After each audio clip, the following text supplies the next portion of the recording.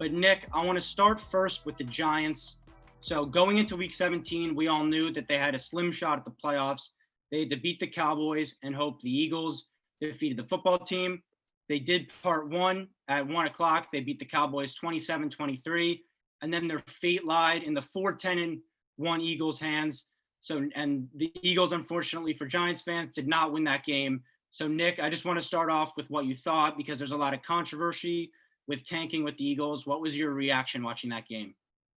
Yeah, I'll try and be as non-biased as I can be, but it's frustrating. The Eagles, I believe, are a better. I think every team in the NFC East is much better than they performed this year. Injuries obviously plagued that whole division, but with that game, it was more so just so frustrating to see. It's a 3-point ball game. Uh, Never have I ever rooted for the Eagles, but here we are sitting there saying, "Let's go," and then bye Hurts, and you're bringing in a third string quarterback to see what you have, Doug Peterson. I don't buy it. I know a lot of other people don't buy it. That's why I'm frustrated. But we talked about this before the show, and this is what I've come to as my final decision. Two things. A 6-10 football team should never be in the playoffs. That's horrible. You don't deserve it. And B, if you have to rely on another team, a 4-10-1 team nevertheless, to beat another team to get you into the playoffs, you clearly did not do enough. Maybe you get lucky, and unfortunately they didn't get lucky. So the odds were not in the Giants' favor, but I don't really think they necessarily should have been. Do I think the Eagles could have won that game? Absolutely. But if it just didn't go that way. Yeah, there's a lot to unpack with this, with this weekend and these two games. But first, I want to look in the Giants' perspective. Overall, I know 6-10 isn't the best record, but you're playing meaningful football week 17 when you started the year 1-7, right? So Joe Judge was able to get those guys going. But the one thing I want to turn to, which you highlighted as a Giants fan, 6-10 is not acceptable to make the playoffs. Logan Ryan said it best. He said, you had a lot of players also like complaining on Twitter and stuff like that, but Logan Ryan, I thought, handled it really well. He said winning 6 games doesn't give us much right to be pissed off about this. We didn't play consistent enough all year to earn it.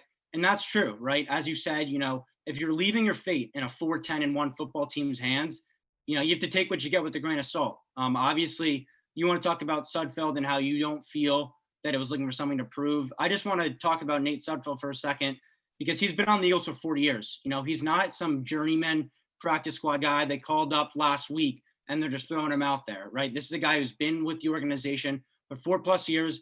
They kept him on the roster with Nick Foles when he was the backup, so they clearly think highly of him. Last offseason, actually, they placed a second-round tender on him. So he is a guy that they do he's been in the organization, as I just said.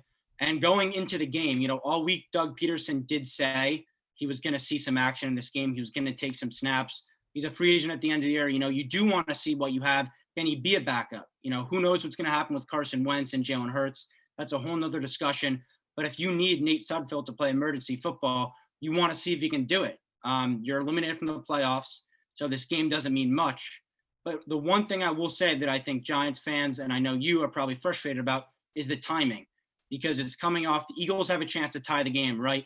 Hurts misses a guy in the end zone, he underthrows it. And it looks like they did have the momentum. They're forcing stops left and right. And that's when you do it in the beginning of the fourth quarter. Personally, I would have went to him at halftime just because if you're going to give him snaps like you said you would, at least give him half the game. But the other thing I want to highlight is it's not like Jalen Hurts was lighting up the game. He did probably give him the best chance to win, but he was 7 for 20 with 35% of his passes completed for 72 yards and a pick. So he wasn't really lighting it up. And I guess that could also be a reason you want to see him in the game, right? If you're the Eagles, because maybe he is your franchise quarterback. You don't know what's up with Wentz. So you want to see him gut out a full 4 quarters and get as much body of work as possible. But if you're already committed to playing Sudfeld, I think you have to do it. And I don't really have a problem with the Eagles doing it. And I don't think Giants fans should be ones to complain too much because you went 6-10 and you couldn't control your own destiny. You got your record to 5-7 and you had control. You were in first and you dropped 3 straight.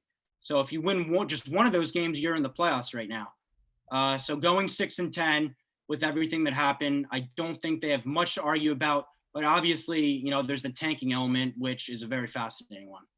Yeah. I think you said it perfectly. It's the timing. The timing of it really was the tough part. You're engaged in this game as a Giants fan for the reason of Eagles win, you're in. Never would I ever watch this game otherwise. But the real tough part is you see it as a close game and you're so into it. And sure, you want to run Sudfeld, like you said, do it at half, or put him in for a drive at the end of the game when it's already all said and done. Or if they were to be getting blown out, or if they were blowing them out, any sort of scenario like that. Not when it feels like there's a chance. Well, I'm sure Eagles fans really didn't care. I'm sure they wanted to lose. They jumped from I think it was the ninth pick to the sixth pick. Yep. So I'm sure they're all happy. And I know a few guys on that Eagles side who definitely wanted that to happen. And it is tough because I think any New York fan sees Philly as more of a rival than Washington. If the Giants are going to make the playoffs for us, I would rather Washington do it. So that's the one thing. I got nothing really against Washington. But it's just tough, I guess. Joe Judge, actually, in the post-game interview, not post-game interview, after that game, he made a statement. And it was very long-winded, and I was kind of unsure where it was going. But it was just really all about class. And I guess, again, I'm frustrated, and I think a lot of other people are frustrated. You could point fingers anywhere. You have no idea really what the motives were with Doug Peterson, what the motives were with the entire Eagles team.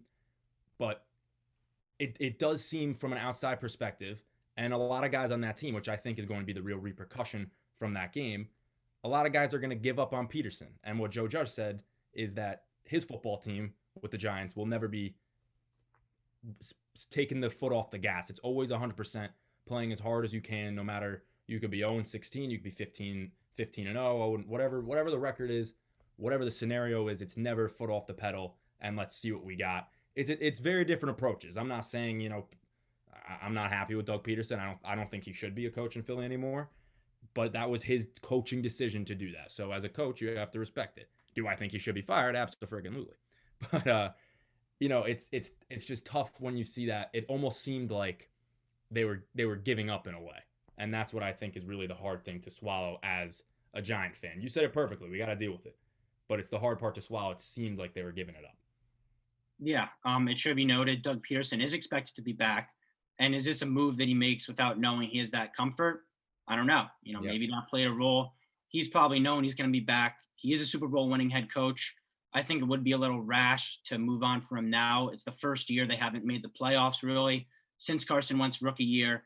And I do think it's interesting you're saying losing the locker room because there were a lot of guys upset. You had Jason Kelsey. This was all over the place. He had a quote about a few weeks earlier how they're going to play their butts off every week and try their hardest. And I guess you could say what we saw on the field wasn't indicative of that. And it's not on the players and it's not on Sudfeld. He tried his best. Yep. Everyone was trying their best out there.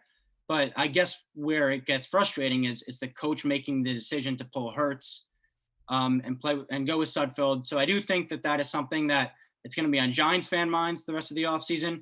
I'm sure the Eagles fans, as you said, were happy about that loss because, they got to end the Giants season really in a way with the loss and moving up with a pick.